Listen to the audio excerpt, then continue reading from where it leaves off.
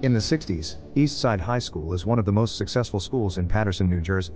Joe is a teacher in this school, and his class adores him because he teaches important things with kindness but also fun competitions. One morning, his class is interrupted by fellow teacher Frank, who tells him they're holding a meeting of the union executive board without them. Furious, Joe bursts into the meeting and yells at everyone for not supporting his reform ideas and always giving up as soon as the local government asks them to keep things quiet. Tired of Joe's behavior, the board agrees to transfer him to another school. 20 years later, Eastside High has deteriorated to the point where it's called a cauldron of violence. The building itself has lost its shine, and the students don't know the meaning of good behavior.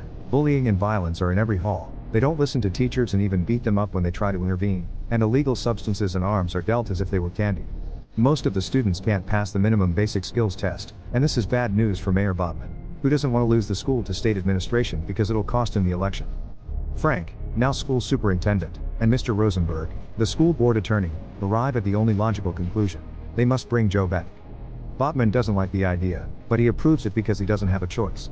Frank and Rosenberg go to see Joe, offering the position of principal at Eastside, but Joe turns them down, explaining he knows the mayor only wants to save himself and not the kids.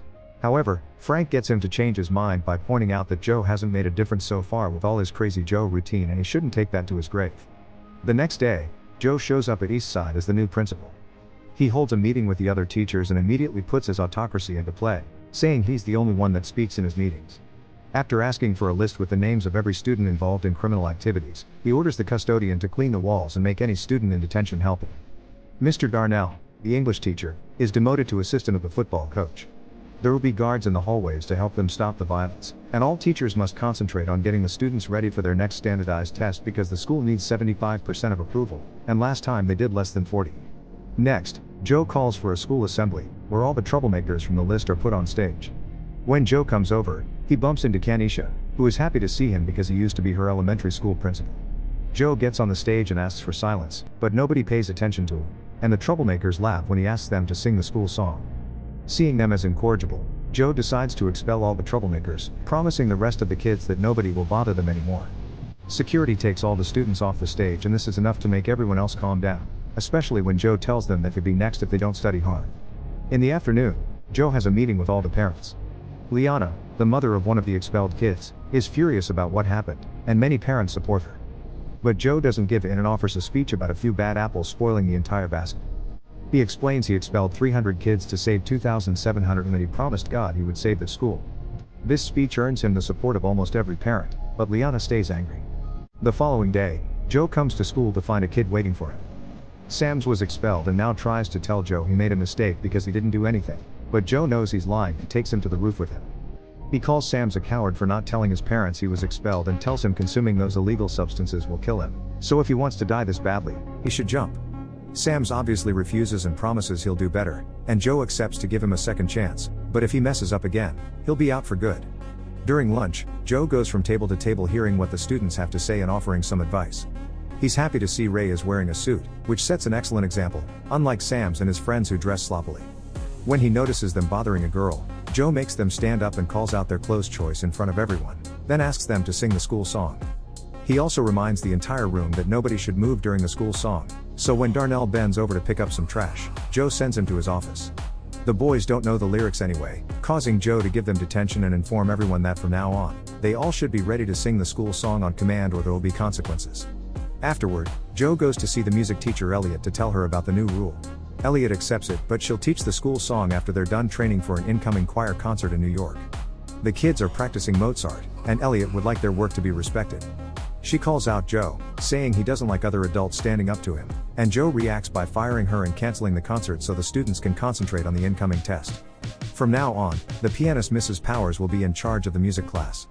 Afterward, during his meeting with Darnell, Joe gets called out again. Darnell thinks he's being treated as trash and wants the principal to remember these are his students as well. This ends up with Darnell getting suspended. Vice Principal Joan tries to make Joe see reason, explaining Darnell is more than just a coach and that nobody understands what Joe is doing, but Joe responds that's exactly how he likes it. The day of the practice test comes and all the students feel it the best they can as the teachers keep a close eye on them. Joe doesn't want to wait long for the results, so he sends Joan to the school board to ask for the letter directly. One morning, the special presentation a student is doing for the local press is interrupted by an attack in the cafeteria. One of the expelled boys came back and is beating up Ray. He's also got a knife. Joe quickly catches him and wonders how he got in. Security tells him someone must have let him in from the inside. At that moment, Joe decides all school doors will be locked and chained. Sometime later, Joe finds Kanisha feeling upset. She's a smart girl, but her grades haven't been good since she lost a place to live because her mother doesn't want her. Determined to help, Joe takes Joan to see Kanisha's mother at her home. The mother explains she had Kanisha when she was a teenager, so she had to drop her normal life to work. Nowadays she's trying to get clean, but that puts her in an awful state of mind. That's why she thought it would be better to send Kanisha with child services, but she never stopped wanting her around or loving her. Joe promises to help her find a better job and a nicer place to live as long as she takes Kanisha back and helps her stay concentrated on her studies. The news of the chained doors reaches the newspapers, and Liana takes the chance to take the complaint to the school board. Frank scolds Joe for behaving this crazy, mentioning that Liana is organizing a group to remove him and the fire chief is on her side. He thinks Joe is alienating everyone like he did with his wife, so now he'll write an apology letter to Elliot and Darnell, because if Joe wants to be respected as an authority, he should start by respecting authority as well.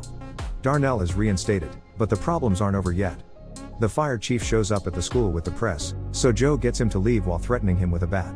Joan tries to express her concerns over this attitude, but as usual, she's ignored. To Joe's disappointment, the next time he sees Ray is when the boy comes to say goodbye because he can't stay in this school anymore. Later, Joe finds Sam's and his friends goofing around in the bathroom. He makes them sing the school song and is shocked to hear a beautiful rendition done in the style of a church choir. The boys admit it was Powers that taught them this, so Joe goes to see her to congratulate her and ask her to teach everyone this version of the song from now on. The results of the practice test arrive and Joe is disappointed to see they only scored 33%. He calls all the teachers to the gym and tells them their inefficiency is to blame for these poor results, so they have to work harder. Joe wants to start a tutoring program and an extra course on remedial reading on Saturdays, but a teacher points out it's hard to make the kids come on weekends. His plan is that they'll go to every student's house and talk to their parents to get them involved, perhaps even invite them to come too if they don't know how to read. The following weeks, teachers and students work hard to get ready for the test, and Joe's as involved with his students as possible. This is still not enough for Liana, who together with the fire chief goes to talk directly to Botman. Frank and Rosenberg try to defend Joe, but Botman kicks them out of the meeting and reaches an agreement with Liana so she doesn't convince the town not to vote for him. Botman will get Joe fired, and Liana will gather people's support for his campaign. Later in the bathroom, Botman tells the fire chief that they'll arrest Joe for the illegal chains after the test, unaware that Rosenberg is in one of the stalls and hears everything. Rosenberg informs Frank of this and they go to warn Joe, who quickly comes up with a plan. When the security guards see the chief coming, they'll call code 10 through the walkie-talkies and the teachers can temporarily remove the chains. Afterward, Joan tries to talk to Joe about the progress of their reading program, but he tells her he's too busy to look into it now and that his vice principal should do things without needing him all the time. At the end of the day, Joan asks Joe for a transfer, explaining how frustrating it is to work with him. She calls him an egomaniacal windbag that whips people who can't fight back and points out half the staff feels the same way, they just haven't walked out yet because they care about the kids. Joan, however, has had enough of his lack of respect and support for the teachers, so she wants out. The next day before assembly, Joe gives Joan her transfer papers. Then he gives the kids a speech about the bad fame the school has in town, inspiring them to prove they're not savages. He also shows his gratitude towards the teachers, which he gives Joan credit for. Next, Powers sings Lean on Me and the kids sing along, excited to show the government they aren't inferior. Seeing the whole school come together, Joan decides to stay. On the day of the test, the students fill the exam with confidence. But there's also a school board meeting coming and Liana can't wait anymore, so Botman finally gives the fire chief permission to get a court order. Meanwhile at school, Kanisha discovers she's pregnant, but her boyfriend doesn't believe he's the father even if she swears he's the only boy she's been with. Joe offers his support and promises they'll find some other alternatives, but their conversation is interrupted by a guard announcing the arrival of the fire chief with Liana and reporters. Calling code 10, Joe tries to get the chains removed, but the chief is ready and has a recording of this code, so Joe gets arrested for violating the fire code, leaving Joan in charge. That night, the school board holds a meeting. Frank tries to defend Joe's work, but Liana points out the school only got 33% during the practice test, meaning Joe actually failed at his work. The meeting is suddenly interrupted when every single student shows up demanding Joe be released. Botman knows it'll look bad if they fire a man with such support, so he talks to Joe, asking him to tell the students to leave. When Joe refuses, Botman pulls out the big guns and explains the cops are getting ready outside. If the students riot, things may get violent. Joe accepts to talk to them, but only for the sake of their safety, not because he thinks they're doing anything wrong. When he comes out, Liana is talking to the kids, but she's only getting insulted and reminded of all the things Joe did for the school. He's touched when he hears them call him a father, but he's still worried about the police, so Joe takes over and reminds them to respect the law. His speech is suddenly interrupted by Joan, who brings the results of the tests with excellent news. The school has passed. As everyone celebrates, Joe tells Botman that he and the state can go to hell. Joe gets to keep his job, and the students end the night singing the school song. When time comes for seniors to graduate, Joe gives out the diplomas with caring words tailored for each student. Make sure to subscribe and turn on notifications so you can